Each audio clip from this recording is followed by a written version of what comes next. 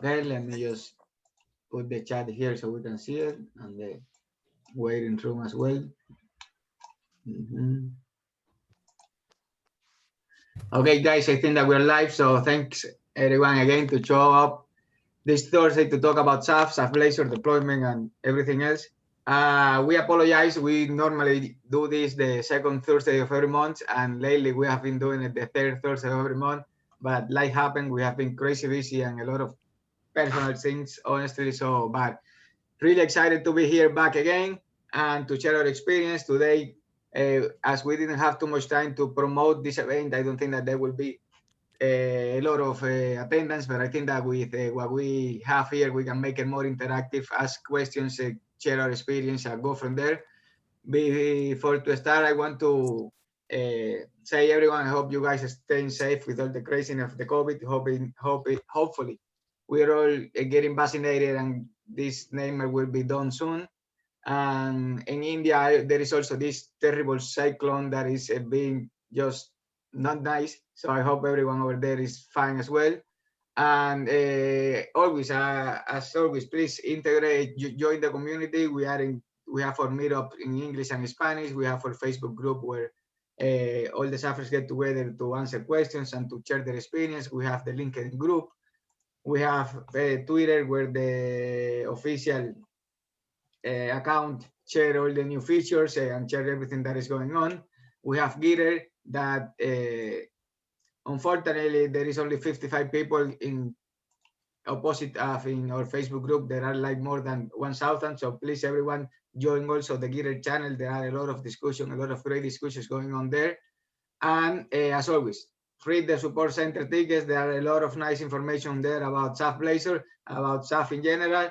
And before moving forward, I'm gonna let, I know that everyone knows who's Hoche and who is Dave, but I will, as always, let them introduce themselves, and then we'll go from there. Okay, I'll start. So my name is Jose Ojeda. I'm in the social networks like Hoche Ojeda. I work for Build Frameworks and Sari, and basically SAF is my hobby and my work. So that's a good thing to have. Dave? There we go, I was muted. Yeah, Dave from Llama Chan Technology. I'm not currently on video. Been using XAF since 2007, 2008 when it was released. We do a lot of training and consultations and custom development. So we love it. We use it. That's who we are. Nice. So again, I always like to see all the regular names here. Thank you, Jean-Paul, Jacek, Bahadin, Leonard, Alex, everyone to be here and to discuss with us about what we like and we love. And today we did a survey on the Facebook group just to see what you guys wanted to talk about. And the two more requests was more SAF Blazor, because everyone still want to know when the new things are coming on. What are you guys doing? Is there anything new to show? And hopefully we are going to show a few new things today. And deployment techniques. I normally with us is Dennis, the PM from SAF. He couldn't make it today, and Manuel, another Dev President VP that always is here with us talking about everything that is going on. So please, this should be bookmarked on your browser. Just read the FAQ of SAF Blazor all the time, because it's always showing the new examples. It's getting like right now, and this is how we're going to start. We have already an implementation of the pivot grid that is still not supported to the modules, but we already can start using it. And this is what the support center gives us. So if let's go directly to that example. If you see, we have here a request from one of the XAFers how to integrate the pivot grid into a SAF app.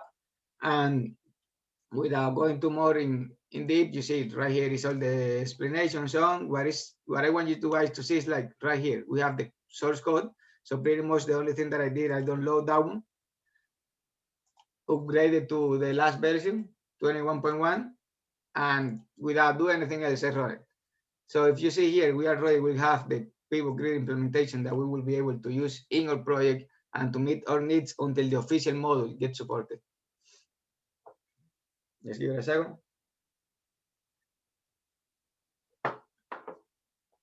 As always, any question, anything that you guys want to discuss, anything that you guys want to see, just leave it on the chat and we're going to jump to it right away. Or without no issue. Just unmute yourself or let us know. Share your experience with us. So if you see here right now, we just pretty much have the data that we're going to be adding here, and we can actually add a new one just to as a demo's sake, and we can just put some values here.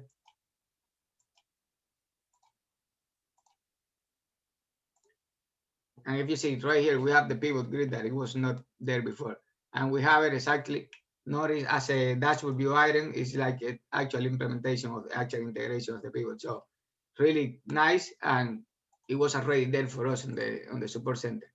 Another thing that I want to show is, of course, if you guys remember the URL shortener for using Blazor. Pretty much here, how it works is we select any big URL. Let's look this one, and then we do get your URL, and that goes to an actual function. The actual function does some magic there, and pretty much we get back a really small URL that we can share and we can put in everything. Actually, that's what I am using right now in my YouTube channel. If you see any of those one, we'll have like our Facebook group, SAF Live 4G, and if we click on it, it will redirect you to that one. So what I want to point out here is the customization that we can do in SAF Blazor. So right here, you see the same. It gives us a URL, we go for it, and it goes to the right one. So what I want to show up here is, you see there is no navigation, and there is a ticket here. Let's say how to hide the navigation on the first open page. And yeah, there are some suggestions here about toggle the sidebar, hide navigation using the JavaScript. So right here, we have those choices. We have the choices of pretty much create the script, and then with a JavaScript interrupt, just invoke that one and hide the navigation, so on. But again, the way that I did this, for example, it was just a simple, and let's pretty much reset here. You see, this is the main demo. Pretty much, if you go inspect, you're here going to be seeing everything that we are, all our sections here on the CSS. Pretty much, if I just select this one, for example, and just test with it a little bit, and let's put display. You see, now it's getting overridden. But even if this is not a good practice, what I wanted to show you is that, okay, let's do it again because it's not.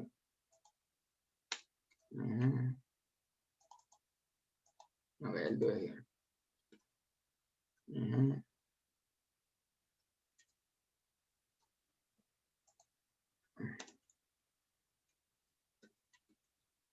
You see, it already hide it. I'm just showing that it's not the best practice, but we have so many ways to go about things here. We can do it through CSS, we can do it through JavaScript, we can do it through the APIs that are coming in SAF Blazor.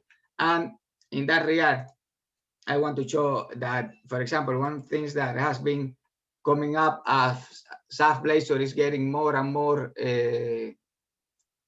popular is that right now there are a few people that are starting to review performance in SAF Blazor.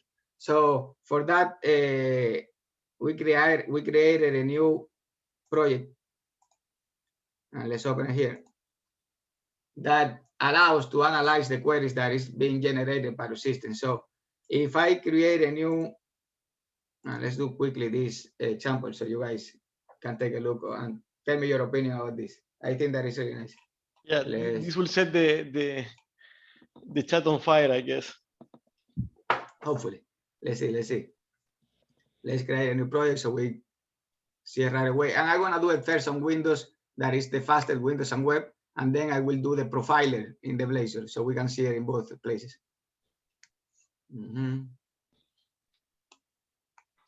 So SAF window, let's do this one.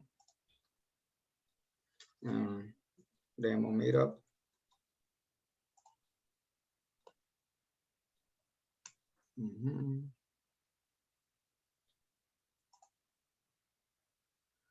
Doesn't matter, it can be Windows only. And let's put a standard authentication as always. And we don't need much here, so pretty much let's do this one so it creates some.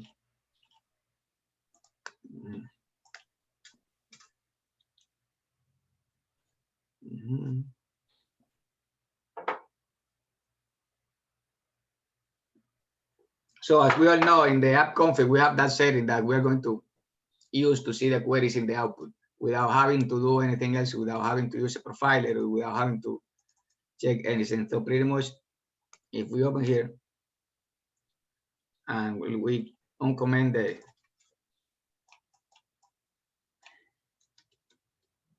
this setting, we're going to be able that when we run the project, see the queries that is being generated. We see it in the output, and then we can decide, hey, why is making so many trips to this table? Why is going that many times to this other table? Why is doing so many queries that are not needed if I only need to load this amount of data?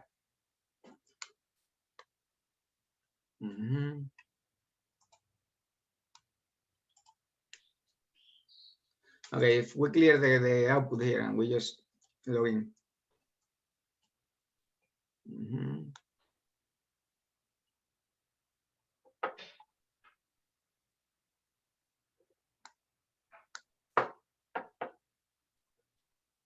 You see right there is doing a lot of queries. The first few queries is going to the schema, so it can check. And let's actually put this in a notepad. Let's go to desktop, create a new one.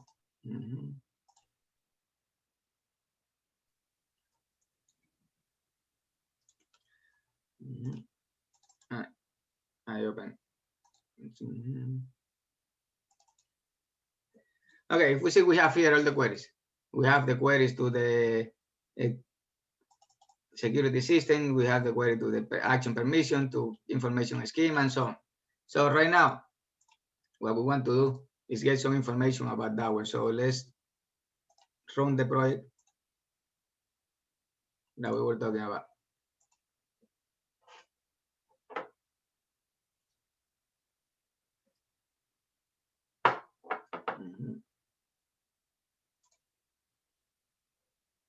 And right here, I would like it to be like a more think work.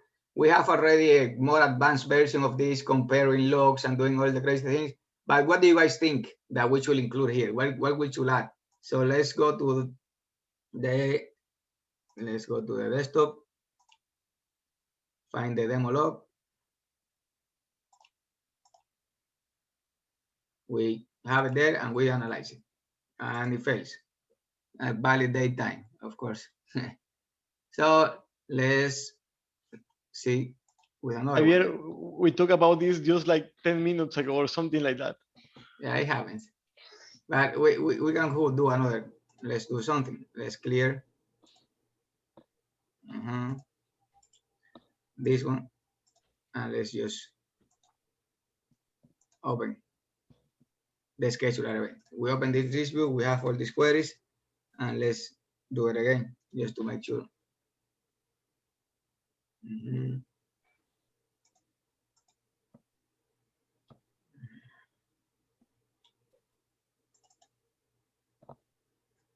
There is something that is failing there with the date, so we still need to figure that out, but let's do it again and see what happens.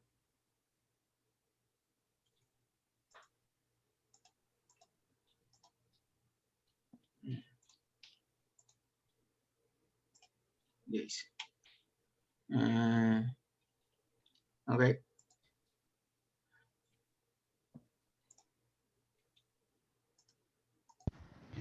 I actually wrote something similar on the Windows Forms side and had the exact same problem as well. The dates don't always behave. Yes, I don't know why I just did that crazy thing, but let's just select one, for example, hopefully. Okay, so right here, what I want to show is pretty much that it gives us how many queries, the amount of time that it took, and then we can see, okay, it's going 28 times to this table, it's going 28 times to other table. So it's pretty much letting us get more information about the performance of the the application. performance of the application. Now, somehow it's getting, I don't know why it's doing that crazy format. I would love to show it with that one because that's the,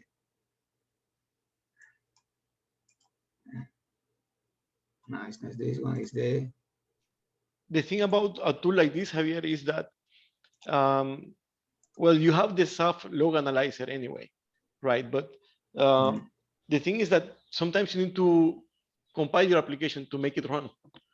With this, you change a setting on your configuration, you save the log, you take it somewhere else, and then you just analyze it. So it's a good thing to be able to see the history, I will say, because sometimes you keep the logs, for example, in the servers, in the AIS, you can keep the logs like basically forever. I mean, they are not huge, and depending on your application, those might be like really big. But if you can split it and just put the parts that you're interested in you can get like really useful information from the past without having to recompile or anything.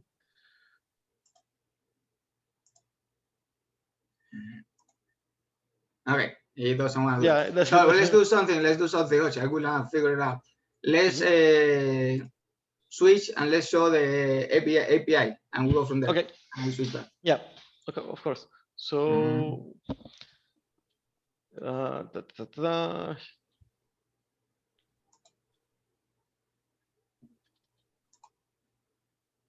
Okay. Everyone is in which screen? The studio or YouTube? Yeah, we're in the studio. Okay. So what I wanted to show here is like first the idea of this concept is a long time ago when I started doing mobile applications. You have like two problems when you are doing mobile, right? You have the client problem that is creating the client application, like the Xamarin application, for example, and then how you expose data that you already have. So when I was starting to do mobile applications, I was like really tired of having to do like sometimes like 3 layers, like the application that is creating the data, an application to expose the data, and then you still have to work on the clients. So to try to find a turnkey solution or something that was pre-made, I end up working with something like this. So basically, Dream Factory is a backend service. So the backend service usually, depending on how advanced they are, they manage two things, usually exposing connections and strings or data and handling authentication. So these days, these are more advanced than when I saw them like 10 years ago, maybe, or something like that. But it's still like you can create like really basic functionality in SAF, and using XPO is a good tool to do that. So I wanted to replicate this idea. And just to show you not only one version of this idea, we also have here the parse community that this service was discontinued. It was bought by Facebook, and then they decided that it was like too good. So it was like a competition for them. So they were also an infrastructure application that handles authentication and data exposure for you. So now they make this open source, and they have this community, which is the Back4App. Again, it's a backend service. And see, this is like even more advanced. It shows more functionality. But all of them started by exposing basically SQL data, then some object oriented databases, and then file services. So with that into context, we have here our small demo. So is this application backend. So let me delete this class that I was just adding, and let's run this.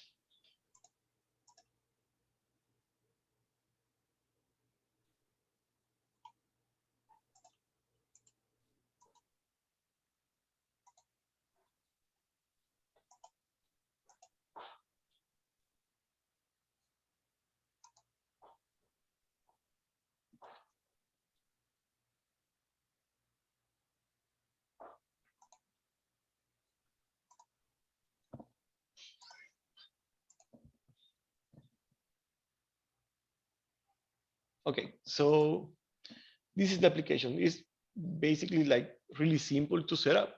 We have something that is called API project. So if you want to create an API project, you just create a new instance, you name it, and then in this case, we have the first part of the functionality that we want to give, which is exposing connection strings or data.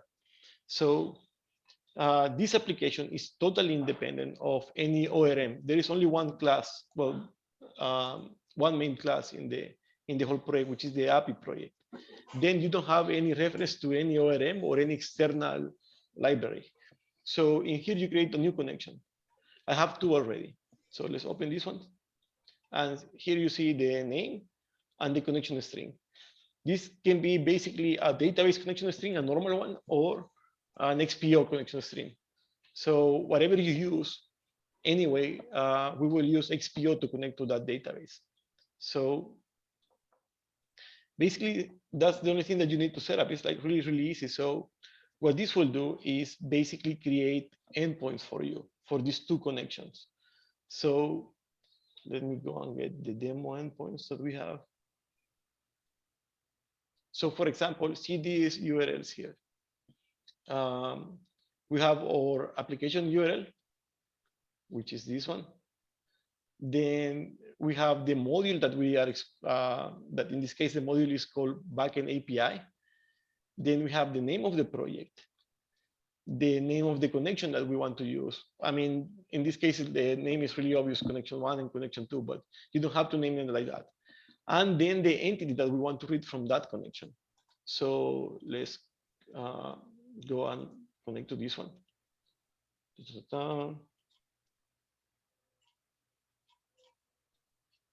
So here, if we do this, we have immediately the JSON from that table. So this is an easy way, like with just one line of configuration, basically expose a schema as a JSON service. So if I want to do another one, I can do invoice. This is actually, this comes from a SAF application, from another SAF application. I don't have to have the ORM created or compiled or anything. I just go read it, and with the utilities that XPO provides, generate the schema or the classes in memory, and then you can just access it. So this is blazing fast because it basically goes directly from XPO to JSON. I mean, you don't have to put it in the class. You just load it with XPO, and then you just serialize it with JSON. So this is even faster than I think like an MVC web API. So we have something here in the chat. Thanks. So the idea here was to provide a fast way to expose a database without having to do, for example, the OData way, that you create the ORM, you share it into applications, then you set up a new application and you expose that ORM. So this is really fast. It doesn't depend on compiled ORMs, basically. You can connect to any database and you can mix and match. For example, this is one connection. Let's run another connection.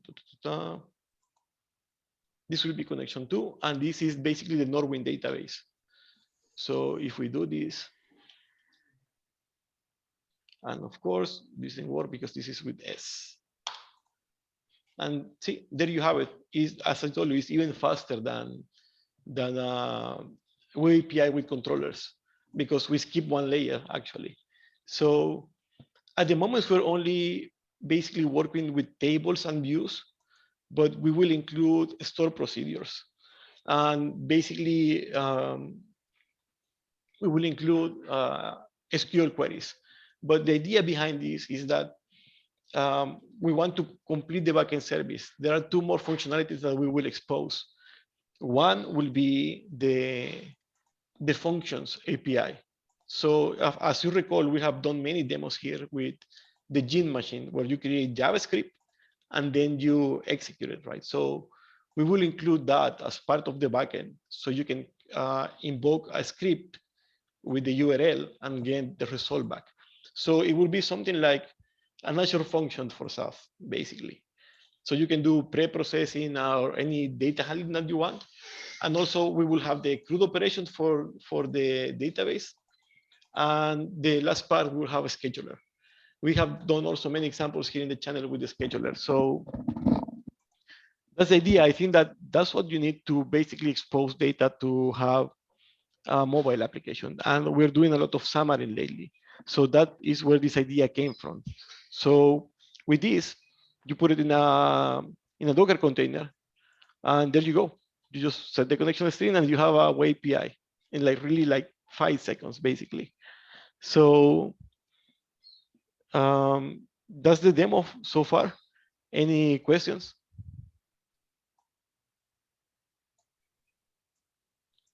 Well, everyone is kind of quiet today. Yeah, that is super cool. Yeah. Really cool. Yeah, so basically the idea is also include the authentication eventually, just like a JWT token, and that's it. Because we wanted to make it independent from the XPO classes that you have to generate. So the idea is to do it like as fast as you can. Like, for example, let's do one more like here. Let's see what I have. Let's do something that have some data. This SAF log analyzer. So let's copy the name. Let's create a new connection. So what I'm going to do is I'm going to paste this here, copy this, cancel.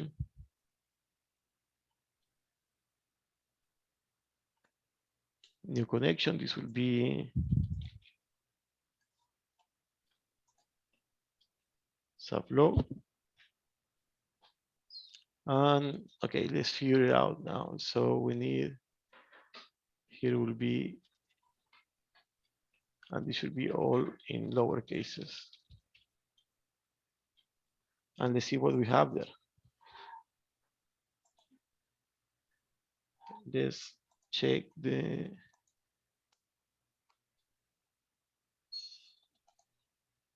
projects.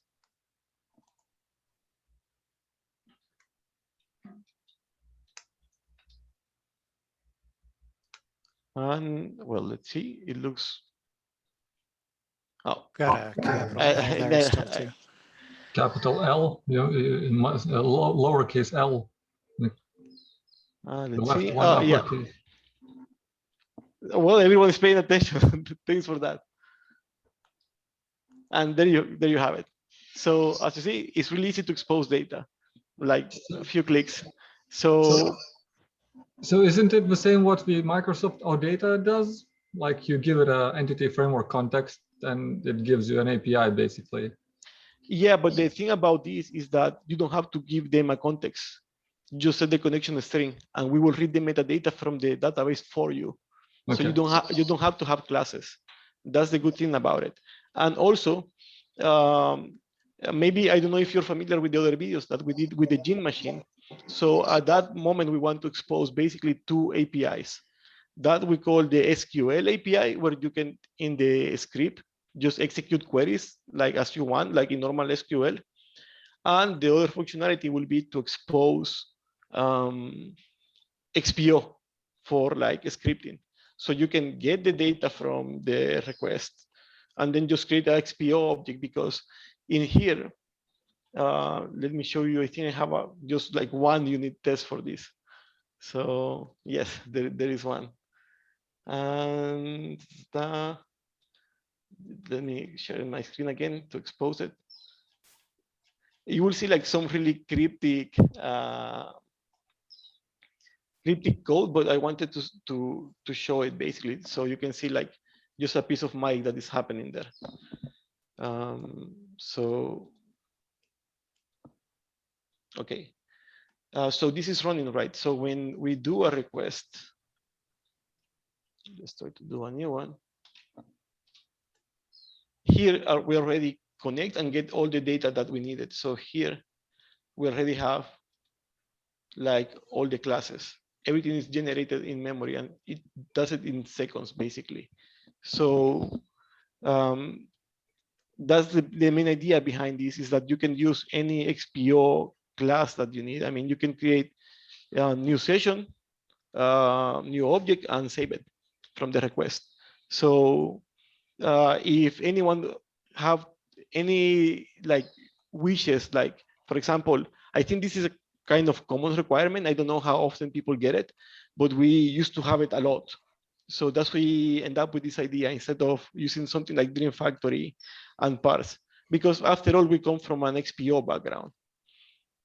Oh, and what about authorization? So basically, we also have done demos about that before, but we will include a JWT token generation.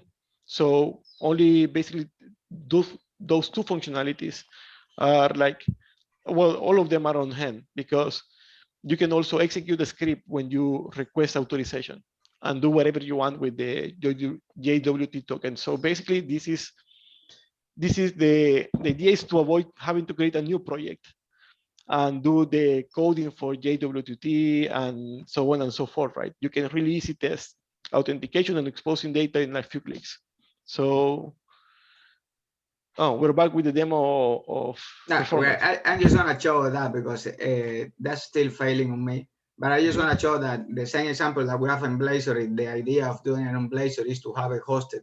So we do like a free tool for the community that they can put their queries, and at least you can see a overview of the how many tables are you going through, what are the queries that are getting generated, and so on. But pretty much, if you see here right now, it's just the same thing. All the queries, and it's right here. We can see that, and this is actually before the login, and then we can see how many times went was to this query, how many times went to, for example, right now it's going 275 times to the schema calling. So that way you can know and you can see what are the comparisons, how much did it took after I did my changes, how much did it improve. So all that information is right there, so we can use it in our applications. And in Blazor, we still don't have the same thing that we did here. We still don't have this setting that we can see all the queries in the output. So for that one, we will need to use the profiler. And I want to show that real quick because it will be a 2 seconds demo. And I think that is important for people who want to see how their application is performing. So let's create a new one real quick. And let's do that. And right here, let's put actually XAF Blazor profile.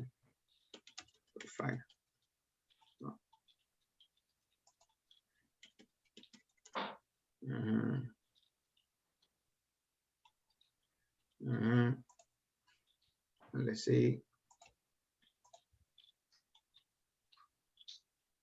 Not sure what happened here. It's going to cut spaces. So pretty much we're going to use NetPipe. So this is the only line that we need. And project.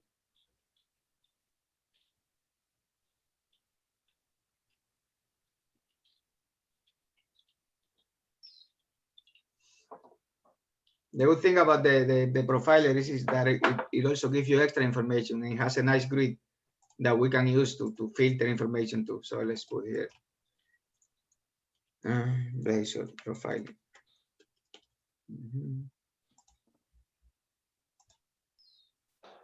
Doesn't matter.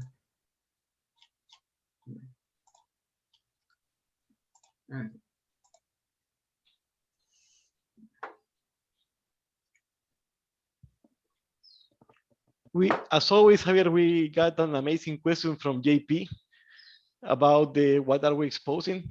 And if you want to check the answer, guys, check the chat because it's like interesting point. I mean, in this case, we are not exposing SAF. We are basically exposing primitive data.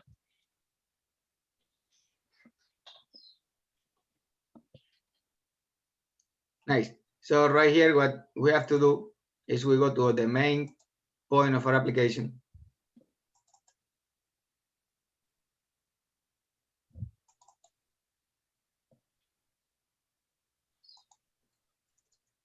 And we add that line.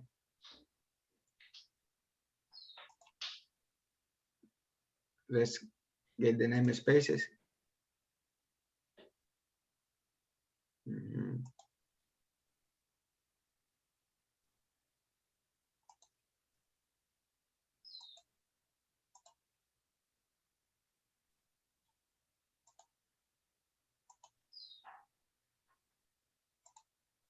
And let's copy this one because we will need it. So let's run the application and let's open the XPO profiler that we have here.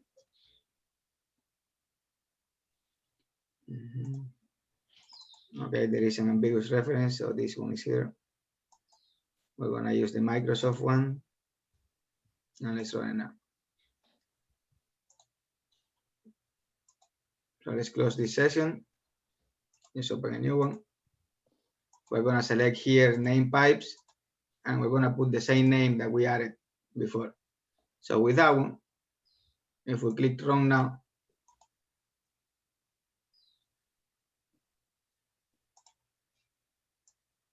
and let's wait for a second until the login screen shows up.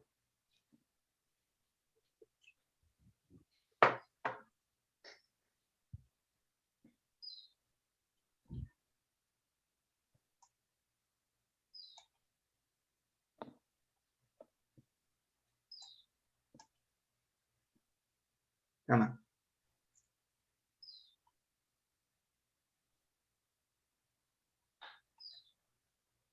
Demo got a ringer today. Yeah.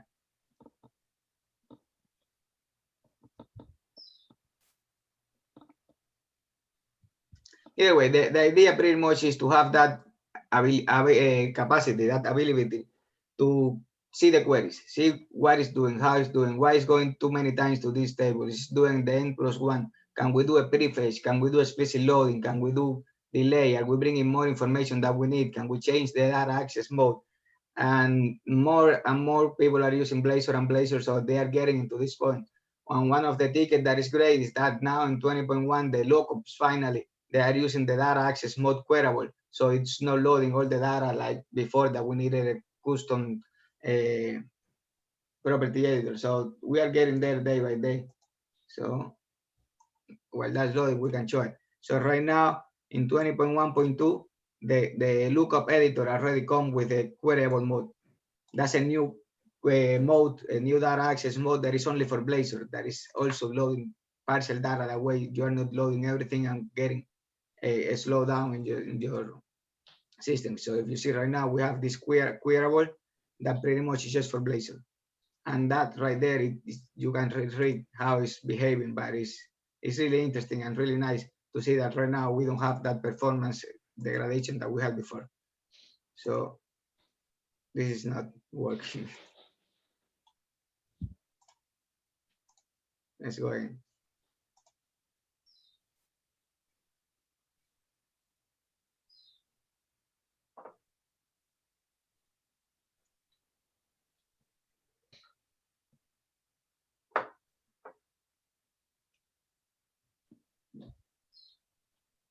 Okay, it's coming.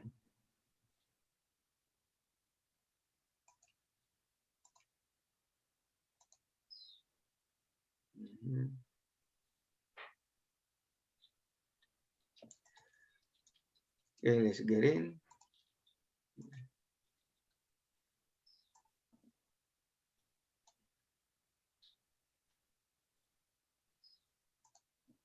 And hopefully we can start seeing the queries coming.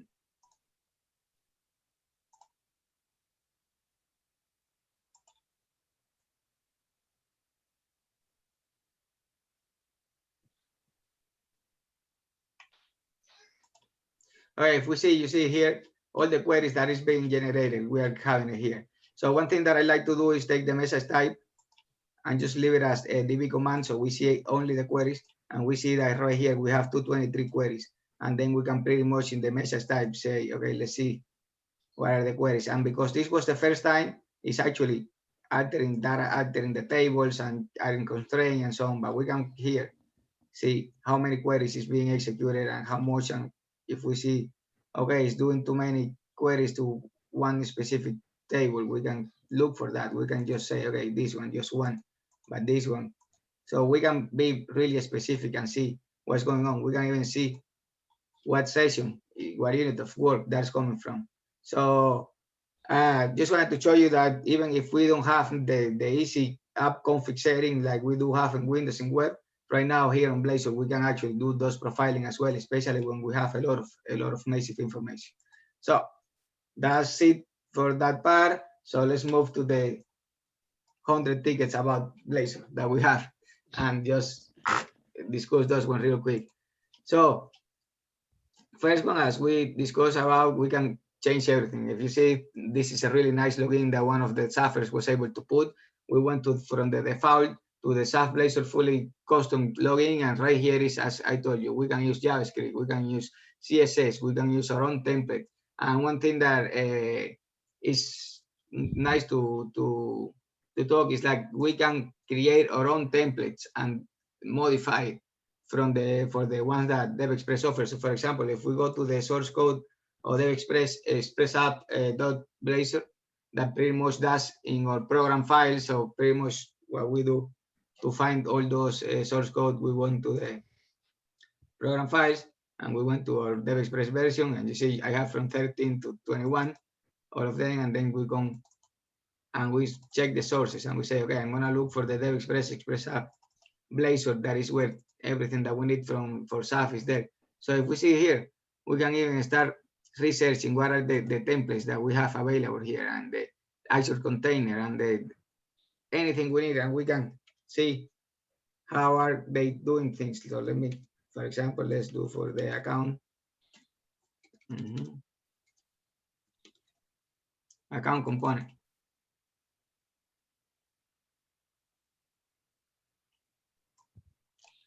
And then we see here, and we take the account component, and we see that in our Blazor app that we have our username or admin. So we can see here, okay, we're going to show the username. If we are using the security system, we're going to show the my details action. If we're going to show the logo of action. So we have here the template that DevExpress is being used. So right now there is no way to change and put the picture of the current user.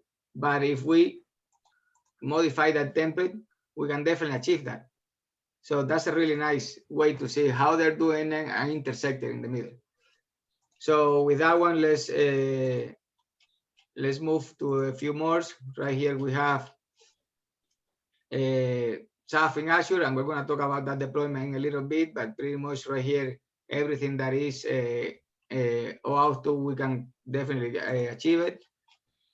We have, and this is just to show, because what Jose was showing, we were creating the route, the name of the application, the name of the project on that XAF application, the name of the connection. We need to make sure that we are not overriding all of this on API sign in, API sign out, API challenge, because you're going to be intersecting the way that XAF is actually doing the route. So as long as you don't use those ones, you will be good. But if you use that one, they will conflict with each other. Actually, so, Javier, I bumped into that when I was doing that project.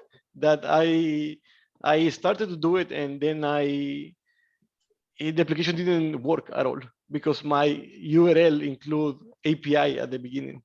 So that's why we changed it to backend. Nice. So the other thing is, like, we have applications that are sharing WinForms and Blazor, and they share the users without no issue. But I saw this thing and it was really interesting, because there is a case when you are using Windows Active Directory where the user are getting duplicated. So if you're running into that issue, they have a fix there. So feel free to go and use that workaround. Martin, as always, is testing a lot of SaaS Blazor. And if we go on to remember the username, we also definitely can use the custom logo parameter store, and right there use our storage. So next time that you load the test, the user, you have the username, the login screen, sorry, you have the username there. So that's a nice solution there, and it's similar to what we were using in the last logon parameters reader in Windows and web. So let's continue. Just to leave it there, the audit train module is working perfectly. You just need to add that module to your application. We also have a really nice example for the community. As you know, right now, the file module doesn't allow you to specify what type of files. If you only want an Excel, if you only want the PDF. But here, someone from the community, and I love this, he left a regular expression where he pretty much is just allowing to only this type of format, that they have the extension from XLSX for the Excel. That way we can actually just limit the type of files that we can upload in our system. Let's continue. as you know, SAF, the first time logins asks you for the parameters. After that, every time just go and it has a cookie that is saving if the user is authenticated or not. And it seems that there are some moments when the application pool of the IIS is recycled that it lost that. So you need to log in again. And there is a few solutions here that is not related to SAF, it's more related to how the IIS works. So please take a look. I think that that's pretty interesting to go in there.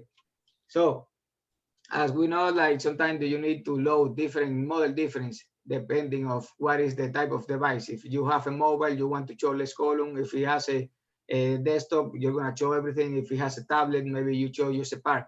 So right here, using regular Blazor ASP.NET method to use the device, we can have a special event that in a middleware it defines if I'm using a mobile, okay, load this model different. If I'm using a tablet, use the other model difference. Then we are able to customize the behavior of our SAF application depending of what type of device the user is doing. So we have talked about the view item, and one thing that I want to clarify there is like when we are doing this custom component in SAF Blazor, we always have to think, because most of the example that we have right now is using a custom view item, and we are inserting that view item inside the dashboard view. And we need to realize that that approach is not mapped to any business object. So if we need that map to a business object, we pretty much will have to do a list editor if it's in a list view, a property editor if it's in a detail view, or pretty much because we are able to use the application provider and get an object space, we need to go and call that find object, get the object, and then do something with it, show some information. And that's how the scheduler, the dashboard, and everything works, to maybe map them together. As always, the documentation from SAF Blazor is getting better and better. This is not the support center ticket. This is actually documentation about how to create Blazor specific view item. And you see they right here, pretty much you create that model view item and you instantiate your button or whatever control you have in there and just add it to your detail view. This other ticket about customize the tab order. I think that this is really nice because we might want to have our tab index set in our system. And the nice thing is, like, if you think a little bit about how Blazor is doing everything, all these DX textbooks, all the combo box, memo, at the end, they are converted into an input. So if they are converted an input, we can inject all those attributes. And one of the attributes that we can inject is the tab index. And the nice thing about, again, and that's what I love so much about this is like if we download the controller that Martin put there, how he solved that, and let's see it for just a second. I have it here. This is really nice because if you see, we are extending the model. So in the model, we will have the tab index property, and there we are getting the component model for each one. If it's a checkbox, if it's a combo box, if it's a date edit, if it's a memo, and then we are setting the attribute tab index to the tab index that we have. That way we can say that this is going to be 1, this is going to be 2, this is going to be 3, and then we have a really nice order, and it's working perfectly. And I haven't tested, but right here everything works fine. So that's a good to go. So if you guys are trying to do some type of like tab in your application, that would be a really nice solution to implement. So the other thing is good to see that all the optimization about performance are coming to SAF Blazor. So right now, if you see the model, the enable model cache, that because that's agnostic, we can already use it in SAF Blazor. The only path is like we should add the new, so it knows the path. But besides that, everything is going to improve your startup time. Someone here is asking for the Blazor token property editor. And if you remember in a Blazor application, let's open a role for just a second. And if we go to type permission, and let's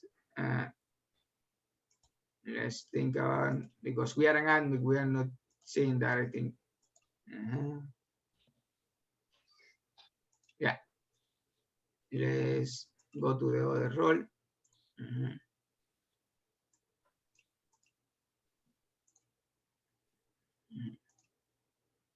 So right here, if we go here and we go to member permission, we see that Let's select a type. So we see it. So let's say I use the username, I use the OID, I do use anything. What I want to show is like there is already a token box property editor implemented for us. So pretty much we just need to know where to get it and how to look for it. And we actually have a twist in the channel about how to do that. And pretty much what I will do is I will go to the Express app Blazor and I look for this here. I will look for member permission. And let's do it like that.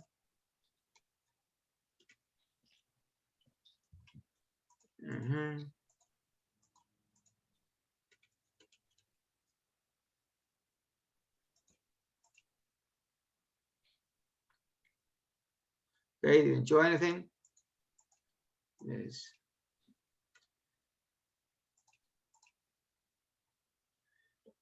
Let me see if it's not gonna take me too much time.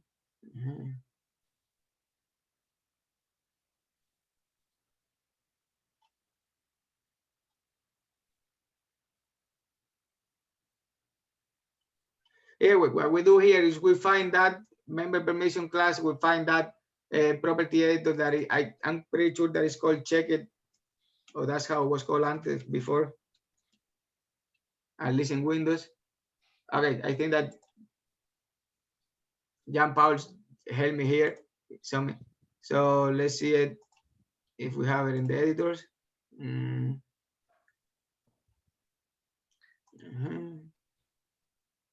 Actually, I'm gonna run this. Let's see, and this is what I love, like the community sends you your product so you can open it and see it, how it's going on. No, that checkbox, I mean, I've been through that exact same problem. Like I was going to go and try to find it, what was the name of the editor, but it's not so easy. I ended up looking the source for that. Nah, and why do we have to redo everything if it's already there for us? Yes. If we can.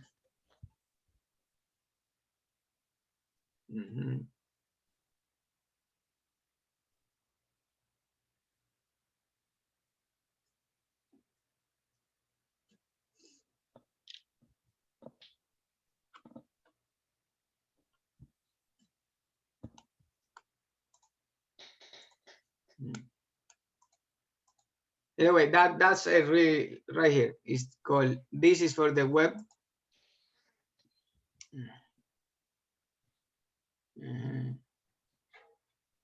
And for Blazor, it's called something similar. That's what I was looking for, check at least property editor. But let's get there, let's see.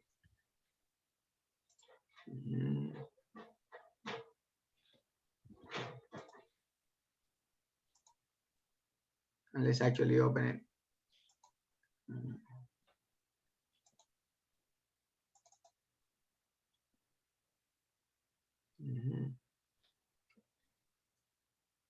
If you see here, right here, we are pretty much inheriting from the iCheck box list box item provider.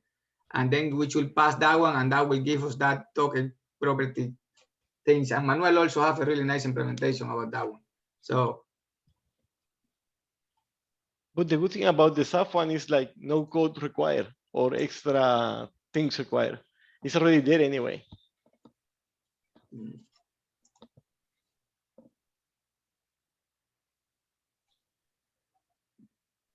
And if you guys would like to see it, I will show it right away. So,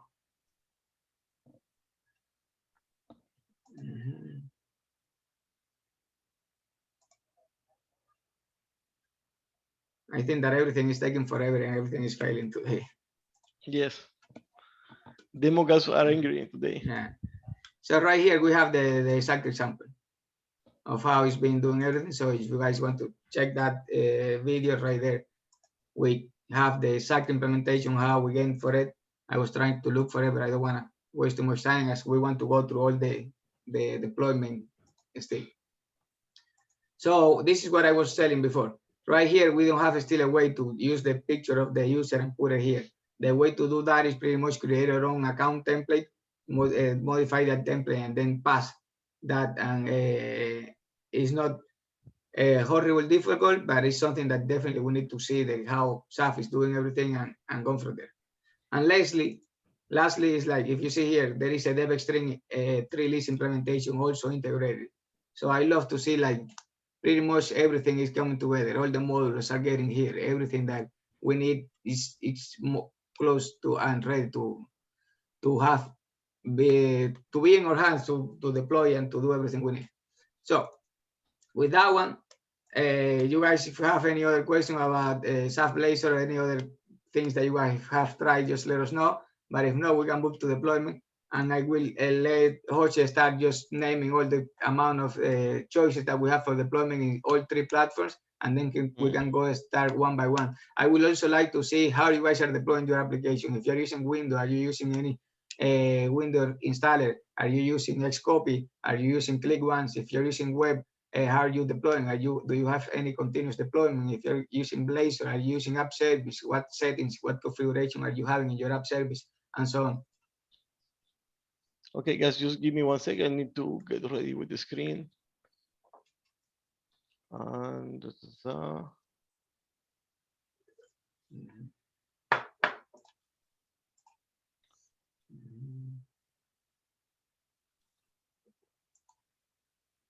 okay, here we have it. Just 1 sec.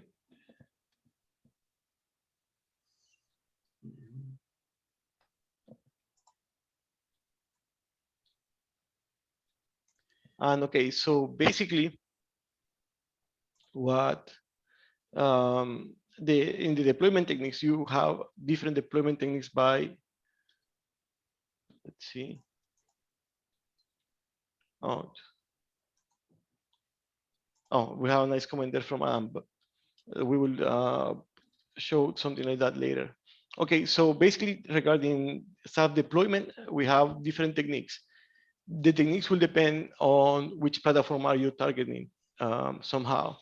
What will basically work for most of the cases will be something like Xcopy, but right now, like, let's double check the options that we have actually in a SAF application. So I have created this demo application, and here we have like 2 different profiles for deployment. So these are the ones that we actually use here in the office. Like regarding the deployment techniques that we use is for Windows forms, we use usually Xcopy. So we just copy all the files on the bin and redistribute them. And also, if we're using, for example, something web, what we do is, actually we have a nice video about that. It's like using web deploy if the server is ours. So actually I will share this on the chat. This is SAF web deploy.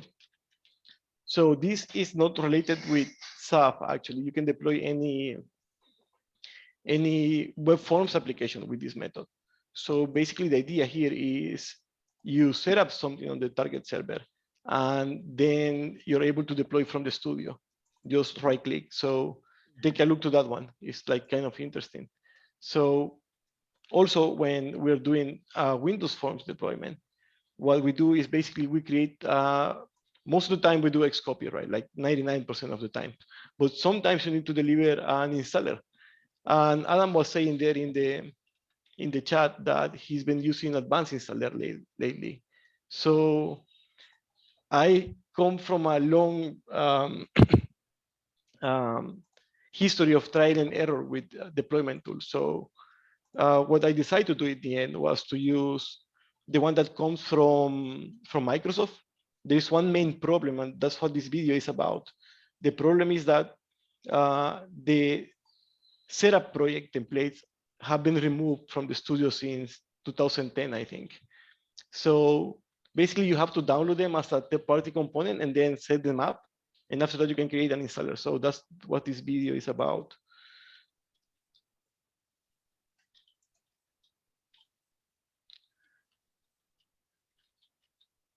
So that's the video about the setup. And also a lot of people is, well, like at least 2 people is talking about the NCs. If someone ever used Winamp before, the installer of Winamp was created on NSYS, and I used it for a long time. And one of my first projects was actually, which is this one. This is a C++ installer, like framework. So you do like a small script with everything that your application includes. There is one thing about this. I use it a lot. For my first actual .NET application, we used NSYS in my first job. That was around 2003, so like long time ago. So we use it, but we stopped using it for one reason. Maybe that has improved already. To deploy your .NET application before you, the OS didn't come with the .NET framework. You need to download it separately or ship it with your application. So if you use the Windows setup approach that I showed you here in the video, this will detect the framework for you and download it. That's one of the good things that this type of installer has. But if you do something like NSYS, basically there you have to figure out yourself. So we did a lot of code for maintenance, of doing maintenance on that. But maybe that is included now. That was like 17 years ago. So maybe something work out something. Because also we even made at that moment an NSYS generator. And I think it was actually in SAF. We did one in SAF. So that's all, because we used to have to deploy a lot of reports for people. So each report was an executable. And we did this for all the reports that we were working at that moment. A lot of people is mentioning stuff that I never seen before. Octopus deploy, that is new for me. Advanced installer that Adam mentioned, that is like really good.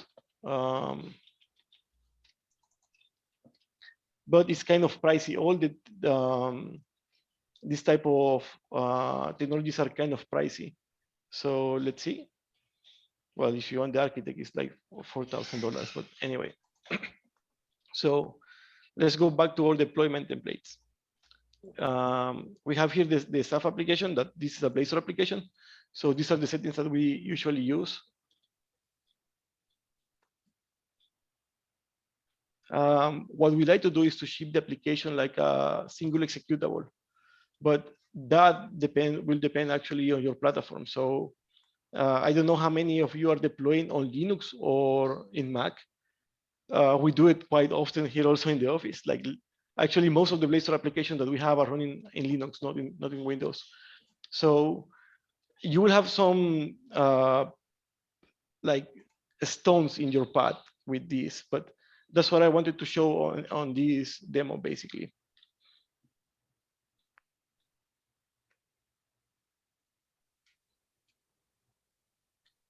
Is giving good input about the advanced installer. Okay, so this is working at the moment. So in this case, I'm going to do a Win x86. We're going to do it framework dependent. So basically, it requires that your OS is executing the framework already. So let's publish.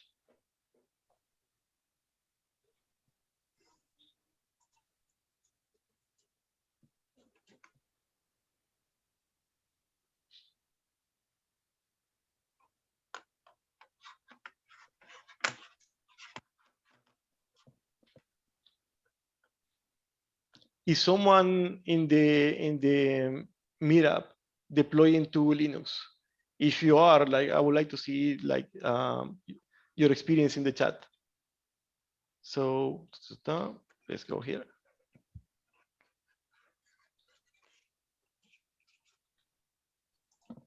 And okay, here we have the single executable. For me, this is really neat because see, like 76 megabytes, and the only thing that you cannot basically put inside of the executable are the static resources. So those basically you deploy in a separate folder.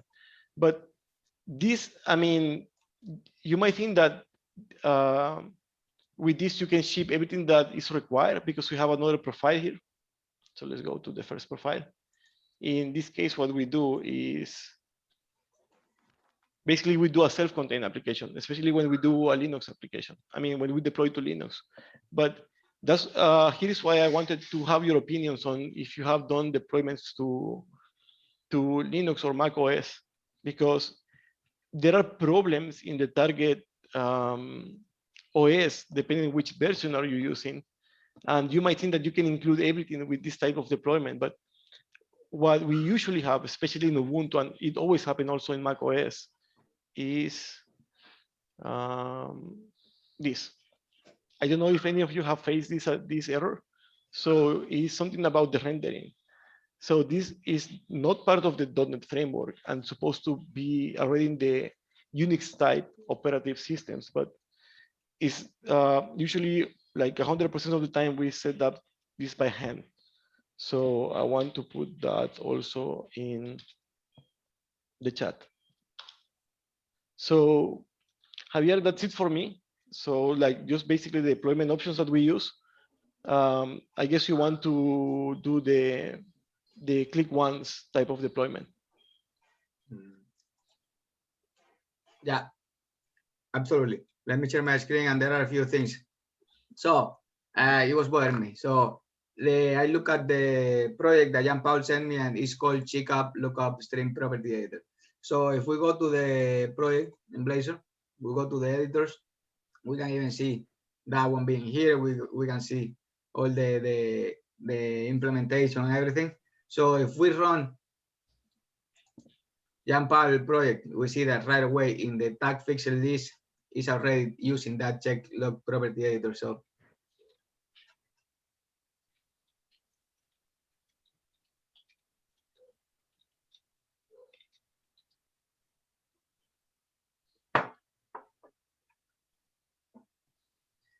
why do we have to reinvent the wheel if we have it right there and implemented for us?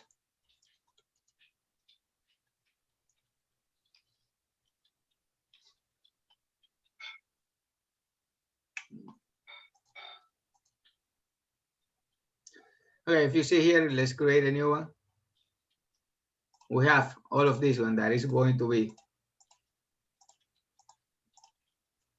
using that property editor that the Express already provided by us. So really nice, and just play with it. So one thing that I wanna pretty much show quickly regarding publishing with Blazor, and let's say that we are going to publish to Azure, right? Because Blazor has a lot of things that can take advantage of all the Azure App Service properties that it gives. So Jose already showed that he was actually doing a single executable, and he did it 86. But let's see a few things here. Let's say that we are selecting, let's just select an app service, anyone. Let's make a new one. Let's call it Playground Blazor server. And of course, this will fail because the connection to the database is here. So we need to have a public connection to the database. But what I want to show is like, let's say that we select the, let's see, this resource group. And the good thing about resource group is that it lets you, it's like a container that you can pull all your resources, especially when you are testing, or especially when you want to join to group them together in a separate, in a similar region, a similar configuration. A lot of nice things. The good thing about the resource group is a container. You put all your resources below, and then whenever you just want to delete, you delete the resource group, and everything goes away. So let's do a new hosting plan just to see it. And right here, we're going to put West US. Right here, if the first time that we can scale or Blazor app, we can say, and if you have seen the numbers from Microsoft, it's like 20,000 users for the 3.5 gigabyte. Of course, that's a file new project Blazor. That's not SAF. SAF adds a lot of overhead on top.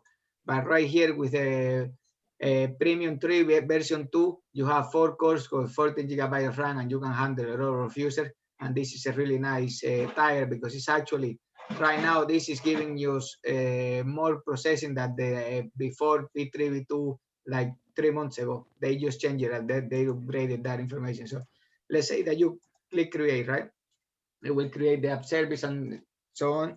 And let me go to the portal because I want to show a few things out of the box that is being happening here. Right now, it's creating the app service. It's not doing a deploy. It's not doing nothing. It's just setting up all my environment.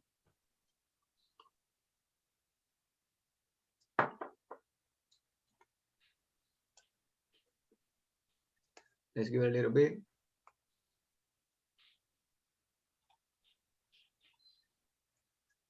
Because the important part here, because SAF Blazor are regular Blazor applications, we need to understand what's going on when we're deploying to an app service. So when by default, when we deploy to an app service and we just created one, and let's go to my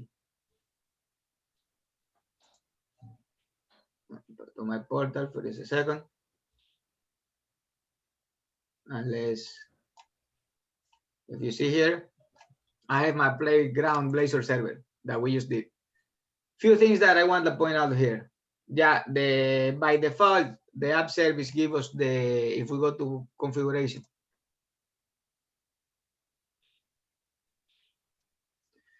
By default, the app service gives us the .NET version 3.1, 3.1.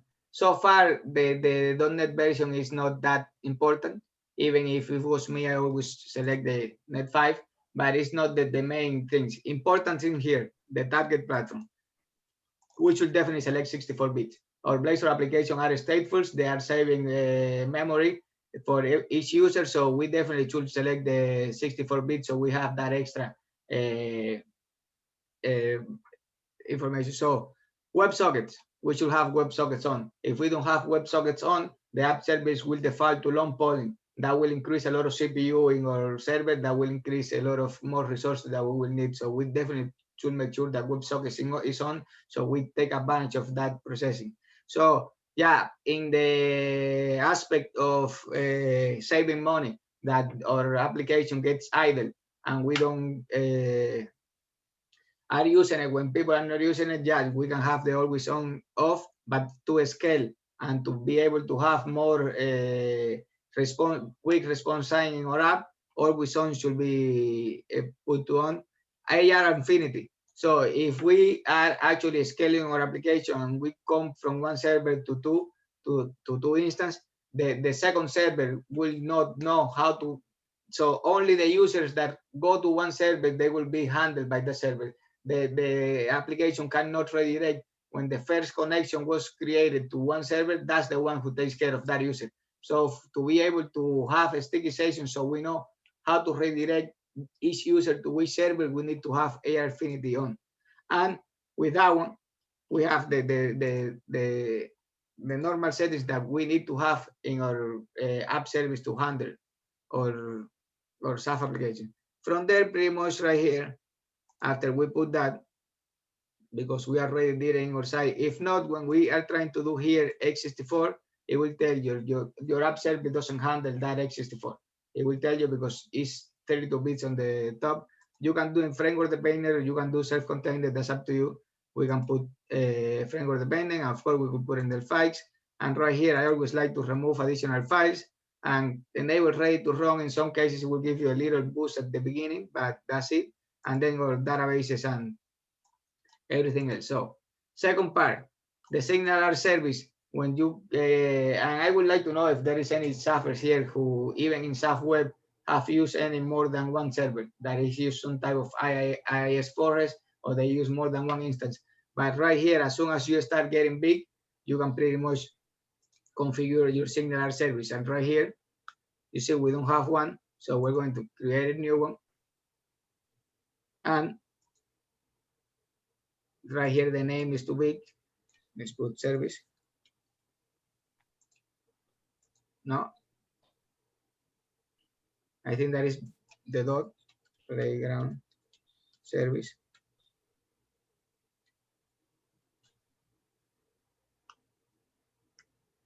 Got it. And right here we have the free and the standard.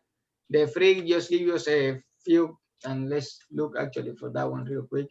Azure Signal R service.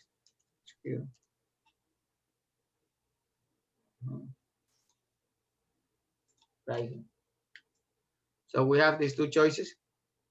The free that allows you 20 concurrent unit that allows 20,000 messages, and the standard is unlimited and is 1,000 concurrent units, and there is a maximum 100 units. So that means that we have 100,000 concurrent unit for, I think that $116.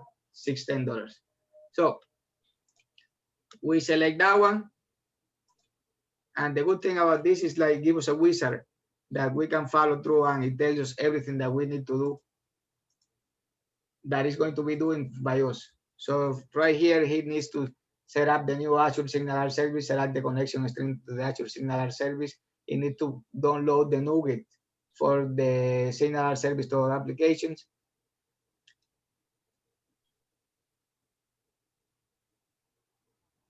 And let's give it a second to see if it created.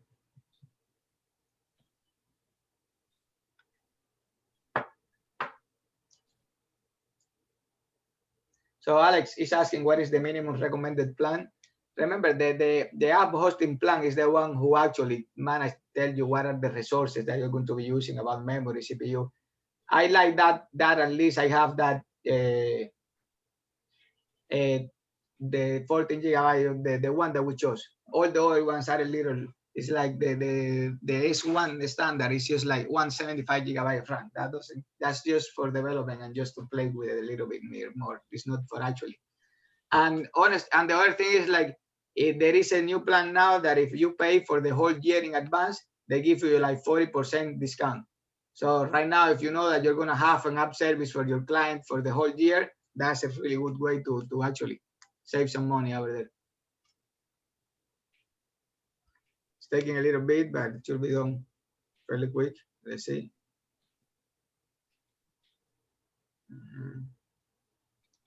Come on. Yeah, well, we can look at other things that while that is happening. So other thing that we should do here is we can go to monitor. Let me see.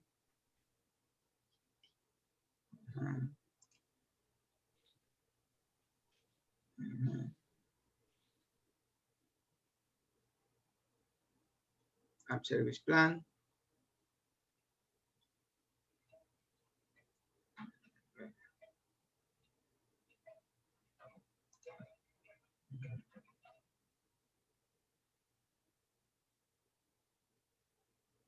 Where are you? Where are you?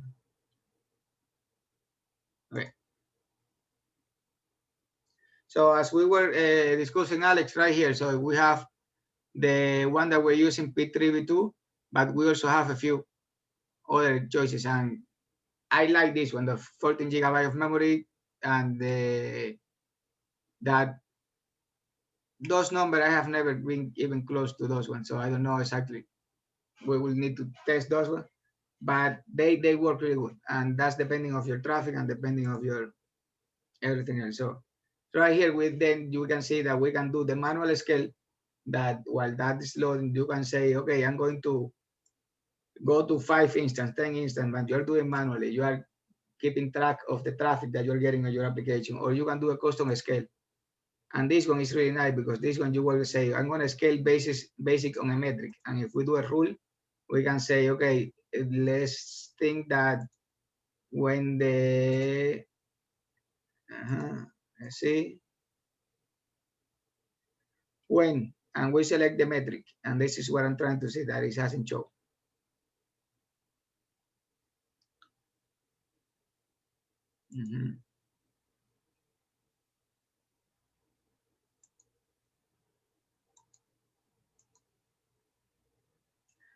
Everything is slow today. Either way, right here, it will be metrics like memory. It will be metric like CPU. It will be metric. And then we can say when the CPU is creating that 70%, like you have using 70% of your server CPU for more than 10 minutes, that increase the app instance to 1. And then with the Azure Signaler service that we were configuring here, and actually it's right here, finally. If we click next, we can see that we have a couple of choices where we're going to store the Azure Signaler connection string in the Azure app settings. So that means that will be stored in our, yeah.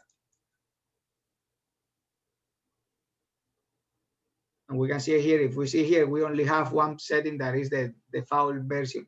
But when we select here, we're gonna save it there, so it's never in our code, it's always over there. And right here, we can see everything that is gonna happen in our application. We can see that it's gonna add the new web package. We can see that it's gonna configure the Azure App Service. We can see that it will create the provisioning profile, the secret store, and the app settings, everything for us. So we don't have to do anything. And that's the great thing about doing this wizard with the Azure Signal Service, because it lets us know everything that is happening, and it also does it for you. You don't have to do it. So if you see, it's installing the new web package Signal Service, and it's doing everything that we need to do. And you see, it's already configured. So now if we go to our packages, we can see that we have a new Azure Signal. We can see that that's been in our done for us. And if we go to our app service and we refresh, we can see right here that it set up our connection string for the Signal service. It set up the sticky server mode, so it knows what user belongs to which instance of the server. And again, as we were talking before, we can use that to create those custom rules that we can say whenever this CPU percentage, and now it's showing this CPU percentage is going more than 70% for 10 minutes. Okay, let's add a new instance. And the same way, let's say if we want to say memory percentage, when the memory gets to that threshold, so we can define all the rules that we want. And that easy, the Azure environment will take care of everything we need. So let's come back to the, okay. Because we have those two choices. We have a scale up, that is, let's select more hardware, let's select, and they can be something real crazy, like I will have Azure offers really big ones, or we can say as well, let's scale out. I wanna just add a new instance. I want to add 2 more instances. I want to do it based on my metrics. So right here, the things that we can do are up to us, and we can definitely handle really big traffic if we know how to configure those seats. And the most important part is testing, because it definitely has some cost impact, definitely. So that's the thing that I wanted to say about Azure App Service and Blazor, because it's really important, that part, especially really important 64 bits. That's a really big one. I have seen a lot of people, their application is just getting drowned, and it's just they are not using the right platform. So click once. I don't know, I have seen some comments on the chat. MSI has a really learning curve. It has a lot of things, and it becomes a pain a lot of time. And the one that Microsoft has for us that is really simple to use is ClickOnce. ClickOnce also have his problem, his disadvantages, but it works, and it's fast and something that you can set up right away. And if you have been following the news on Netcore or Net5, they actually migrated ClickOnce already to Net5. So that means that they are actually still supporting it, that they are actually still putting a lot of effort on it. So ClickOnce is the important part here to know is just pretty much you need to create a certificate to sign your ClickOnce manifest, and just a strong name key so you can sign your assemblies. With that one, pretty much it's just following the wizard. And in the wizard, there are a couple things that we should see. Okay, right here, we are going to put where locally, or in a FTP server, or in a shared folder, or whenever you guys want that application to be. And if it's going to be, for example, in a URL, if you're going to have it that they do it from a site, or if they are going to be doing from a shared folder, because I think especially in governmental offices, they do it everything through a shared folder. They don't expose that to the user, and pretty much you will have something like this. You will have your page that every time your application loads, it will come here and check is there any new version, and if there is, it will update itself, and you can make those updates mandatory, or you can make those updates optional. But pretty much you will have that choice, and you can also just send the link to your user and they can run their application right away from the link, download, and then they can even, you can even tell them, for example, let's go to publish and let's see all the choices that we have. So if we go to publish, first we're gonna check the application files and we can see everything that it will be. This is required, this is required, this is all the DLLs that are coming through, this is everything that we need. We're gonna have also what are the prerequisites. And right here I can say, okay, I need them to have in their system the Net Framework 4.6, the 5.2. And if they don't have it, they will download from that will give you the setup file that it gets created for you. It gives you a choice to download that prerequisites that you're actually giving them. You can also tell them in the update, are you gonna check the update before the application starts, or are you gonna check the update after the application closes? So all you can even check every 7 days, every 3 days. You can also specify a minimum required version. And I have seen some people that you see right here, we are incrementing a version, but I some people that have put all the assemblies version hard code, like let's not call it hard code, they have put it there so it doesn't change in a build, because one thing that we click once, if you are not paying attention and you update one of those versions, the application will not load correctly.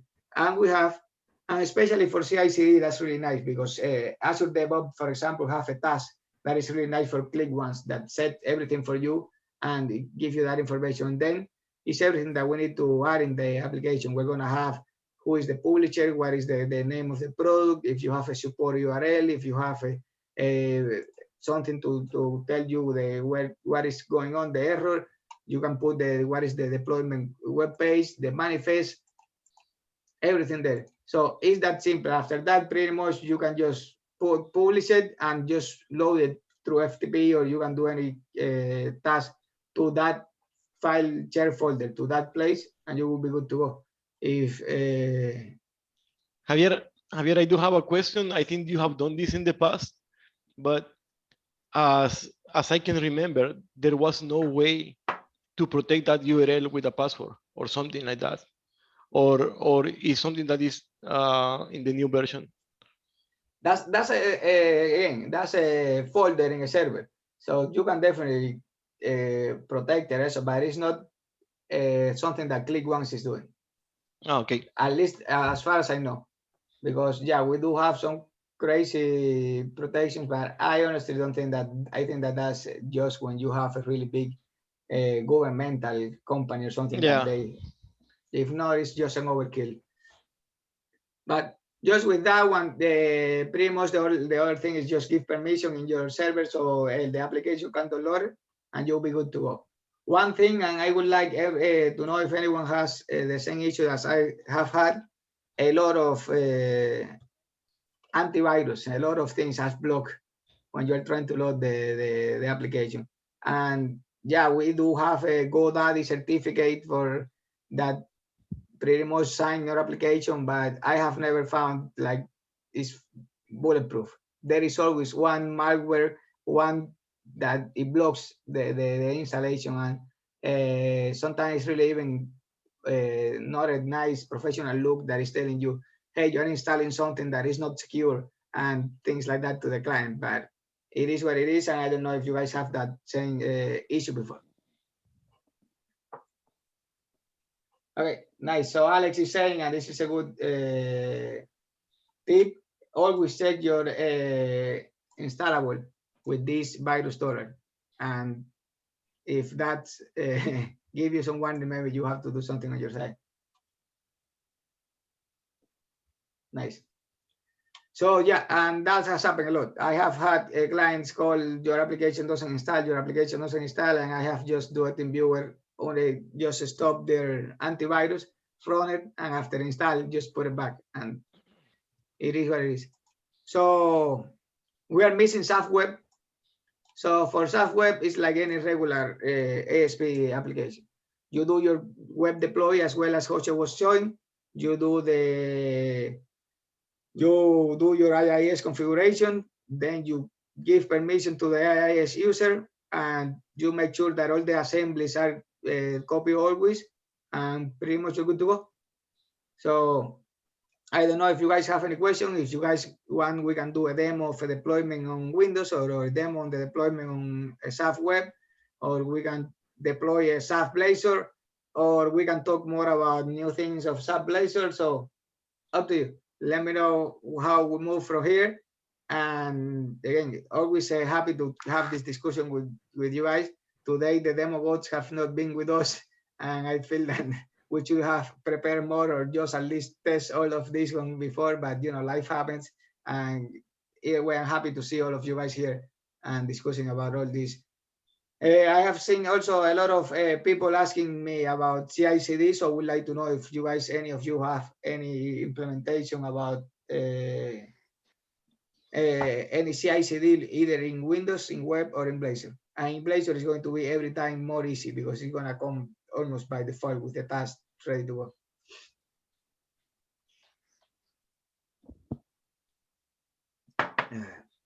So, Jose, what do you think that we go? More Blazor, more? Well, I think like we should go more Blazor if you want. But I'm not sure like what is more interesting for people right now, because I mean, we know the deployment techniques basically somehow, and about the interesting tickets. So I guess it's like we can do an open mic if anyone wants to talk about their experiences or any problem that you're running at the moment. I guess it's a good time. Or if you want just to post a question in the chat, is also a good time. We can do like a free session minute. So there is a question about how to upgrade an existing SAF project to Blazor. So I'm guessing that's a SAF web or SAF window that you want to move to Blazor, right? So how I will take the agnostic module, I will put it as net standard, and I will add my two projects from Blazor, the platform module.blazor, and I will do the, okay, with DC components. Okay, this is getting interesting now. So let's talk about domain components. So domain components. Yes. Okay, Jose, you want to start? No, start yourself. Okay. So domain component is not supported now in Blazor. So right now their recommendation is to definitely use that article that they have about, and Jose, if you can look for it, about migrate domain component to XPO classes. But that doesn't mean that there are not, because I saw a ticket about using domain components with Blazor, and they were actually successful in the implementation. But then it puts a few of something that could go wrong with that implementation, and they could use it at their own terms, at their own things. But I think that domain component is a really nice, in my opinion, implementation. It's really reusable. If you want to do reusable logic, you can have that in a lot of places. But I do believe that if you're not reusing those modules, sometimes it gets like for the beginner, for the junior developer, it gets a little more cumbersome. Let's call it like that. But Javier, just interrupt you a little second here. It's like I want to have a question for the community in this case, and is how many of you have spent like long time doing something that will be reusable, but you actually never reuse it? I will say like a 90% of the cases is like that. So that happened with domain components, right, Javier? That you do a pattern that you think that you will reuse all the time in all your new applications, but they are only using once. No, so I have done a lot of things that I have done thinking I will reuse it, and I have never used it in any other place than the normal, the regular application that I use it from the start. Okay, so Jose, can you see the other question that John Paul put? Yeah. Let's see. Let me see. That when aggregation is used, you need to return the XPO object type 2. I don't know what he's meaning regarding this, but if someone has experience regarding domain components, is JP basically. So if you want to enlighten us, JP, that would be great. Yeah, he's asking the question, and we are sending that back to him. To him. Yeah. So no, I do like the whole concept of domain component, but from our experience, we have talked with a lot of XAFers, and only a few have used domain component, and only a few have used it to the whole extent of we definitely saw a crazy huge that with a really nice architecture, modular way of doing things, that it was completely using domain component everywhere. But that's the only example that I can give, honestly. Like I think that JP wants to join. JP, if you are there, like open your mic and enlighten us with the domain component theory. Yes. Hello, everyone. I will definitely share my frustrations about the migration from DC domain components to XPO, and mainly because we constructed a CRM solution within XAF, and the main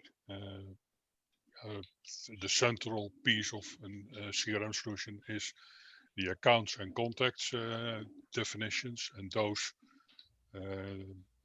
domain components are heavily used with or share a lot of definitions with based on inheritance, and it is especially that part, and that's also where the XPO object type is used. You will see that in certain tables where one table is referencing to another object, and based on those definitions, you will see if you look into your XOF solution, you will see that there is an XPO type table, and within that table you will see the number that's used in your rows. And I don't know if you can show that in one sample.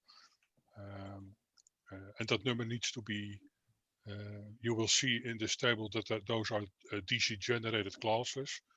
And when you move from a DC generated object into an XPO class, you definitely need to rename that part, or in this case, renumber that part. And sometimes I had an issue with the DB. The problem with this type is that it is only generated when the object within the class is used for the first time. But there is an, I just copied this function. I don't know what the exact name is, but this morning, because when we do a DB update before schema changes, we can rename and drop foreign keys, etc. In that stage. But at the end, I want to, when the DB updater after schema part is launched, I want to reconstruct all the XPO object types in this table, and there is a function internally that you can call that will do that, so that table will be filled with every object type, and then you can start renumbering your DC component-based object types into the new standard business object, XPO business object classes. So let me ask you something, JP, regarding the pattern. Like, I know that you're one of the people in the SAF community that have used it the most. So, like, what would you be your like experience regarding performance with domain components? Do you think that they add an overhead to the application, or that they are lighter than the XPO objects? If you look into the DC assembly where those classes are generated, you will be shocked by the increased classes. A lot of overhead, of course, but I don't see it as an performance-wise. There is no overhead. I don't see that. The great advantage was in the beginning, and I think it's since 2012 that I'm using that technology.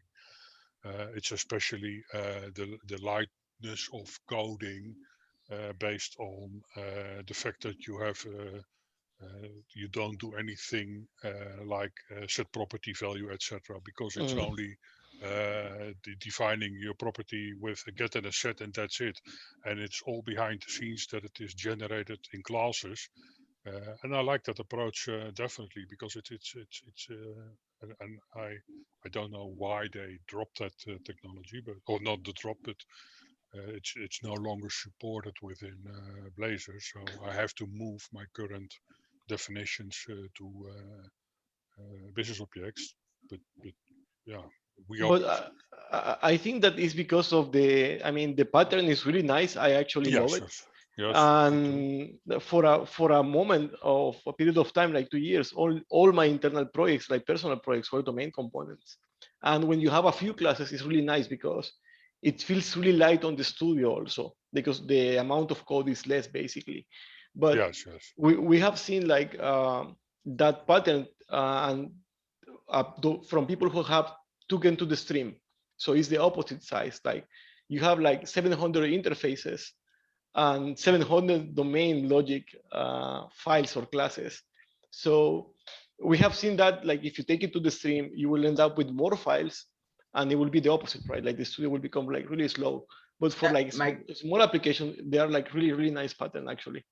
My question here, and maybe this is a naive approach, but if you think about like when we were going from the old CS project to the new SDK project, we have that few tools that try to convert, try to think. So in my mind, at the end, DC components, they get, there is a XPO class that gets generated from them.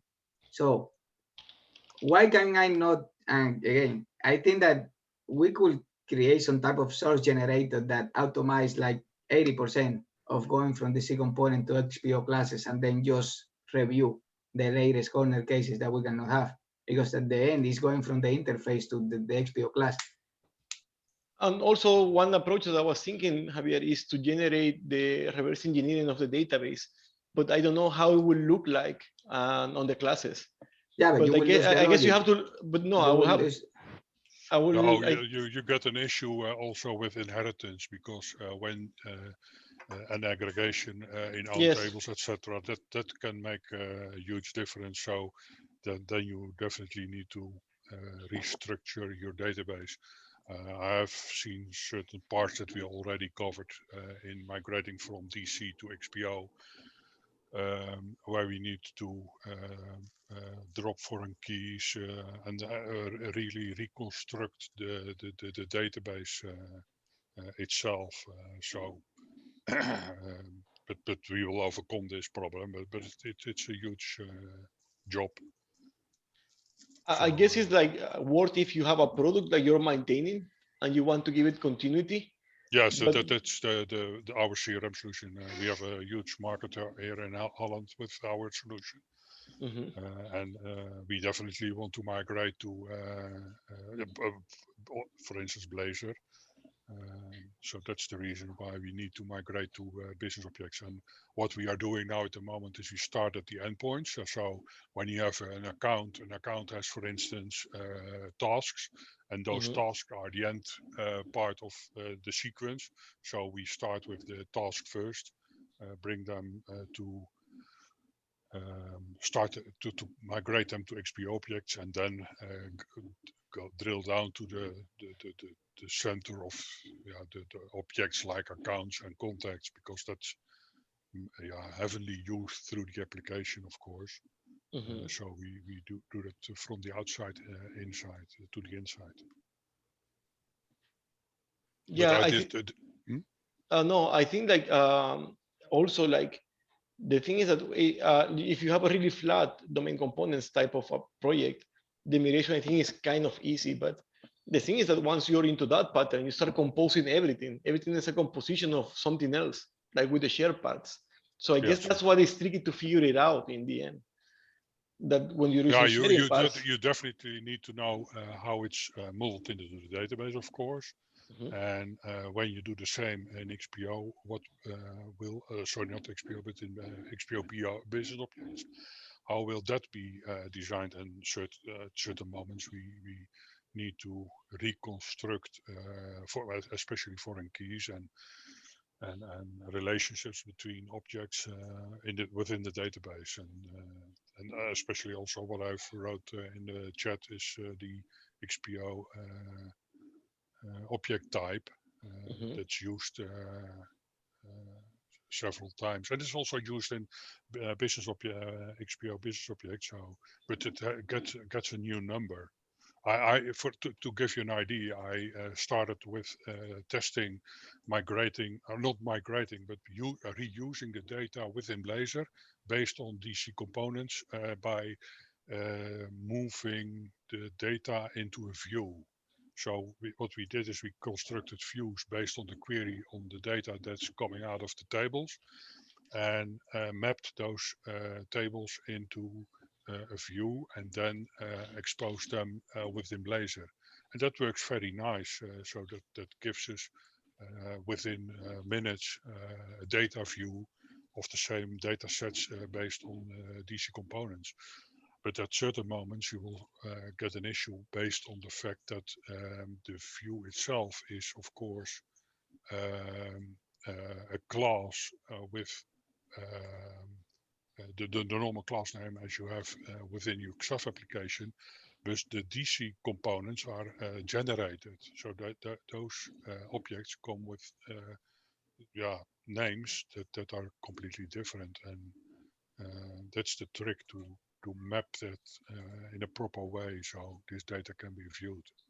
And were you able to finish your migration, or is it still like a work in progress? It's just a work in progress because it's a huge amount of tables. But I probably think that within now and the upcoming 4 weeks, we will cover our complete CRM.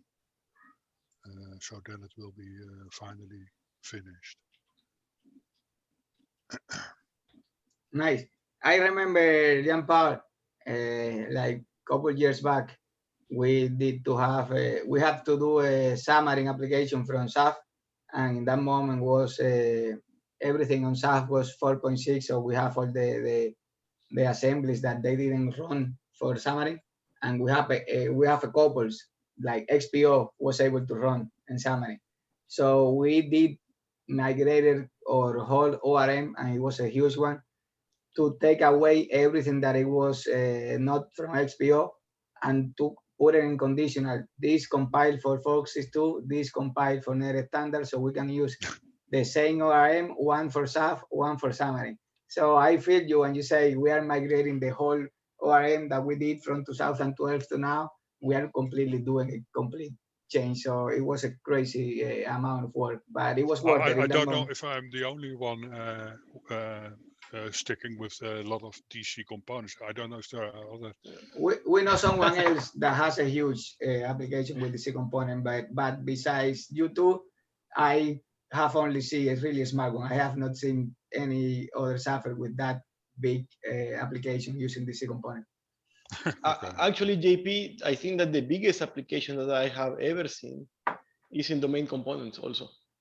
So it's like, I mean, if you're into design patterns, that's a beauty. I mean, you can use it and abuse it actually, because you can compose everything. Everything can be a reference to something else. And then you have those cases where the composition gets so like strong, I will say, or deep, that you have tables that are only lookups to another tables with all the fields.